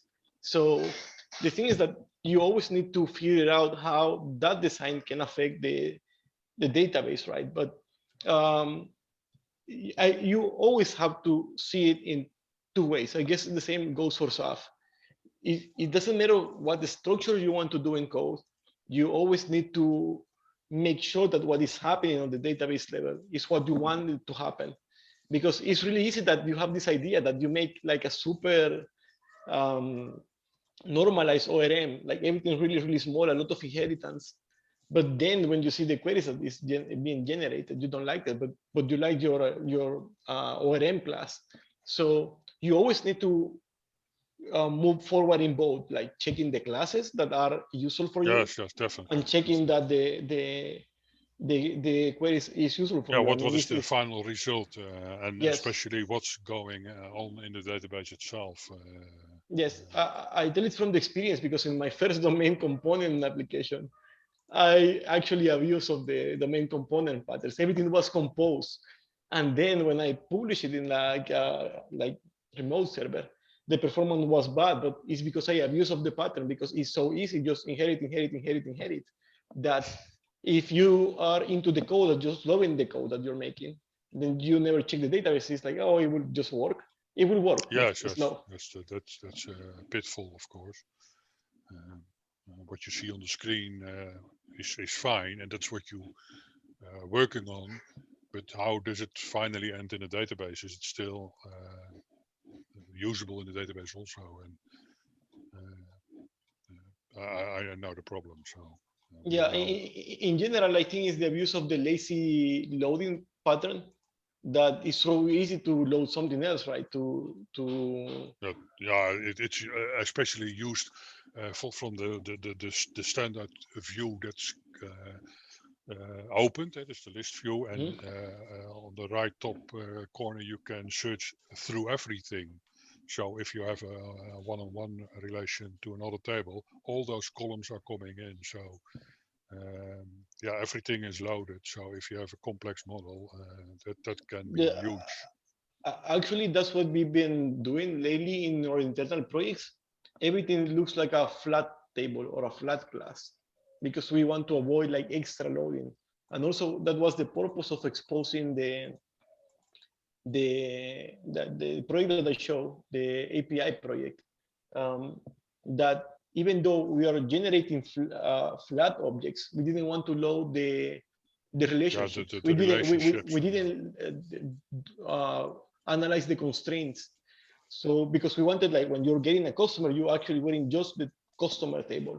You're not loading something extra, because that is one of the problems that you can have when you do an API controller, that you will say, okay, I will create a collection of customers and serialize that. But doing that, you might also get something else like customer category by mistake. So you're exposing one entity, but you're loading 2 or 3 or even 4. So that's why sometimes it's good to have a flat design in general. It pays off in performance, actually. So yes, that's what we have seen also. What I mentioned is that we moved from this is an in-between solution, of course, but we moved from DC components to views.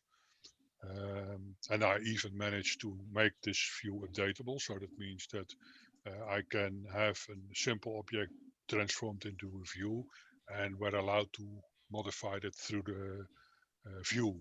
So that's possible. That's a feature that SQL allows you to do. If this I think that will depend on the engine, right? Because I don't know if all database can do that, but I know that Oracle can do CRUD operations. Microsoft SQL also allows you to do that. So that's a great solution. Yes. But if you have foreign keys, you need to introduce also those foreign key values, of course, because those need to be handled through the update statements, etc. But that can be done. So there are a lot of know your database, and you know what you can do with XPO and your solution, of course. But I think that you can also have the view just to show the data, and then you just intersect the list view process occurring on the list view and the new object view controller, and then you open the detail view of the actual object. That you open the actual object, but you're only loading out one. You are not loading like in a list view everything. So that's another way to. That was the reason for my first question in the chat. The presentation you gave, is it also possible to but it's a simple object that you expose finally through your API. But I have some thoughts about it to make it more complex, and also introduce methods on that object, so you can do updates or certain calls through the API based on the object that you expose. Yeah, no, actually we have all of those in the plans. I guess one of the days we should meet JP to show you like our ideas that we're implemented, because the full idea is to implement all the HTTP verbs, get, patch, put. Yes. So basically, what the goal of that is to be able to provide the most regular API that everyone will do, like in Node.js, in something else, like you know that sometimes you feel like this disconnection from the ORM world to the API world because of the related objects on, or basically the graph. So the idea was to make it like really, really simple to expose direct tables in general. And the second part would be like to be able to parse the request with the script and do some other data manipulations. Because I think that sometimes you might need, for example, for a mobile application, the aggregated data from the invoicing, like how many invoices you did per day. You can create a query in the API and just expose that JSON exactly, not create a separate class to do the aggregation and so on and so forth. It's like to get the advantage of the data access from XPO and reduce the overhead that will happen in an API that is loading the XPO object, then reloading it again somehow to serialize it. So that's the step that I'm trying to remove. Like basically go the most pure data, I would say, from the database directly to the JSON. Yes, and that's why they even use controllers. And that's why the speed is really fast. Exactly. So Javier, I think that should be everything for today, or you have, I think that you've been changing colors. Yeah, there are a few questions on the chat. One is like if DevExpress have a documented list of all the CSS classes that can be used to customize Blazor. I wish, and if you guys know of one, please send it to me. I would love to have all the CSS class, but pretty much the idea here is use the inspect tool. Come here and say, okay, what is this here? What is the class here? And then you start looking for the one. Okay, I say this one. Okay, let's start. And then you play with it here to see how it will look, to see how you will change it. And depending of that, then you go to your CSS and get it. And right now in 21.1, because all the assemblies are being compiled to Net 5 now, you can start using things like CSS as isolation. So if you create your own component, you can put the CSS right with that component and you don't have to put it in the main one and make this crazy big CSS file that then it will be cumbersome to maintain and so on. And with the customization that we have been able to achieve, a lot of things we have been able to, and let's close there. We have been, and let's load. So only with that CSS thing, we can do crazy things. We can even come here to the login screen and start saying, okay, what is this? And let's start here. And then I say, okay, this will be Flexbox, and I start moving it around. Flex column, I don't know. Now it's just here, trial and error. I'm not a CSS guy, but I can definitely play with this a little bit, and you can start.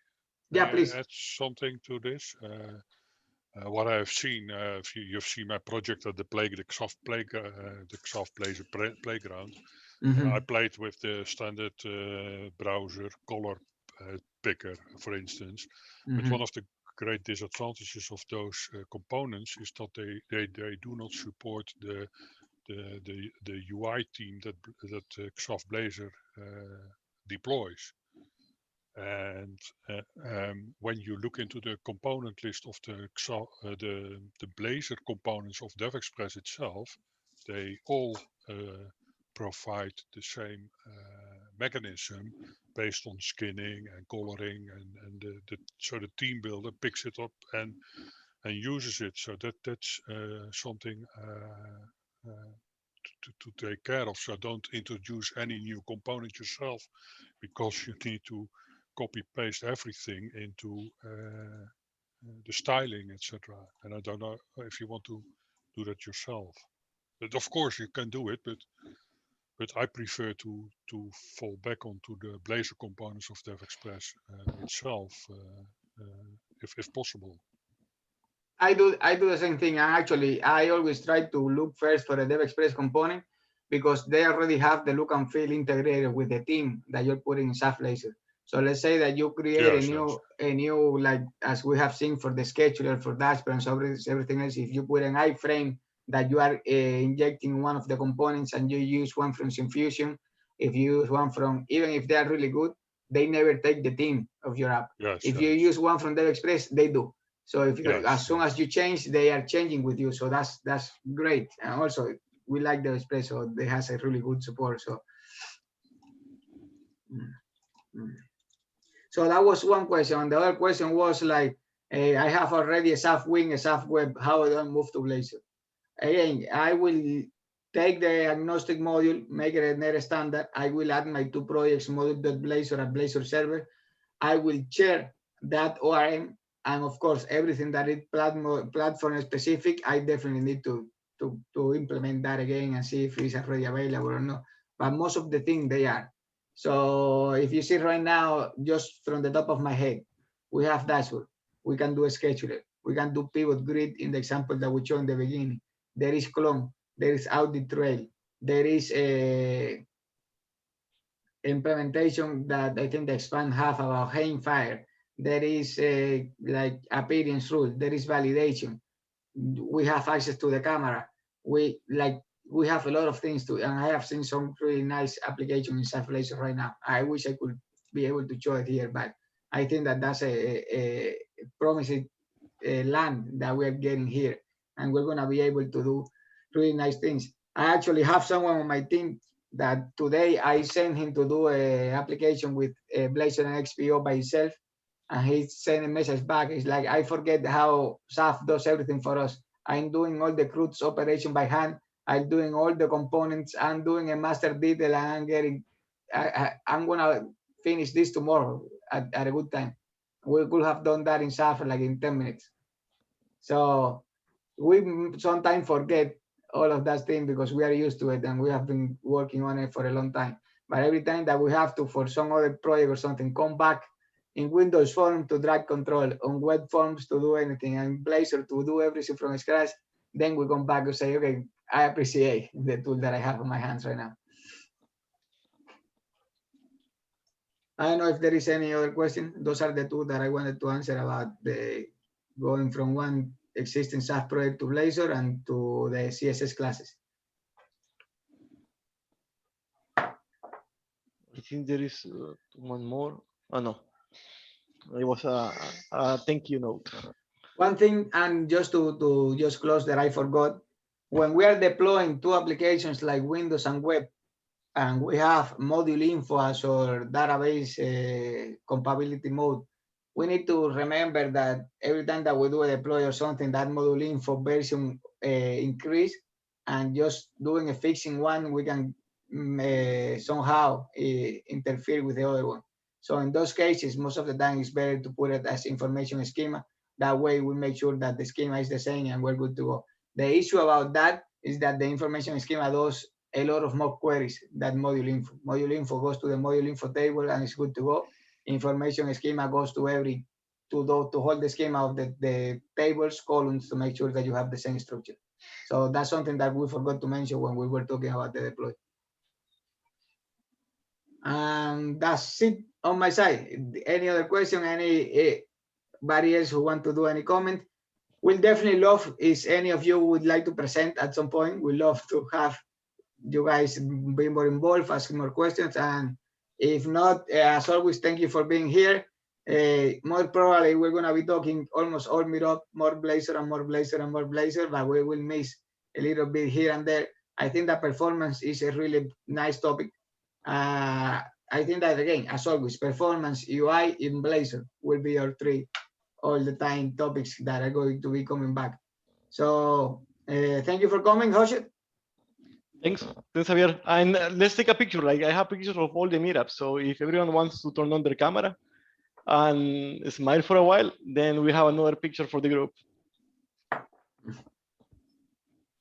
Because I have pictures of all the other meetups. So, okay, guys, so 1, 2, 3. And again, for the ones that didn't make it, like 1, 2, 3. Great. Great, guys. So that will be in the Facebook group and in my Instagram also. Okay, guys, thank you for coming. For the Spanish community, we'll see you on Saturday. And thank you for coming in. Okay, take care, guys. Bye.